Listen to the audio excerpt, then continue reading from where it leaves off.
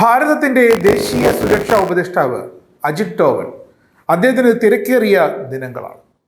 ഒരു മാസമായിട്ടില്ല ISROയിലെ സുപ്രധാനമായ ഒരു ചാര വിഷയത്തിൽ ആ ചാരനെത്തിൽ ഡോവൽ തിരുവനന്തപുരത്തെത്തിയതും ചാരനെ കൈയോടെ പൊക്കിയതും പ്രധാനമന്ത്രി നരേന്ദ്രമോദിയുടെ നിർദ്ദേശപ്രകാരമായിരുന്നു ഈ ഓപ്പറേഷൻ ISRO.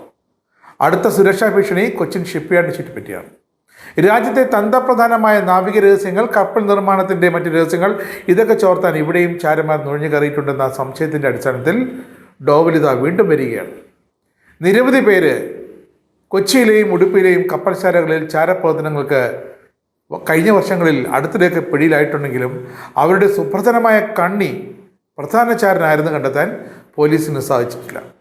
ഇതിൻ്റെ അടിസ്ഥാനത്തിലാണ് ഡോവലിൻ്റെ കൊച്ചിയിലേക്കുള്ള വരവ്. എന്തുകൊണ്ട് ചാരന്മാർ കൊച്ചി ഷിപ്പ്യാർഡിനെ ലക്ഷ്യം വയ്ക്കുന്നു എന്നതിന് ഉത്തരം ഇതാണ്.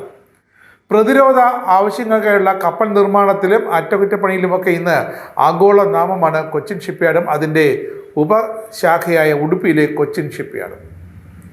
ഇവിടെ നിർമ്മിക്കുന്ന രാജ്യത്തിൻ്റെ കപ്പലുകളുടെ രഹസ്യങ്ങൾ അറിയാൻ പാകിസ്ഥാനും ചൈനയുമൊക്കെ ഉപഗ്രഹങ്ങളുമായി കണ്ണും കാതും കുറിപ്പിച്ചിരിക്കുകയാണ്.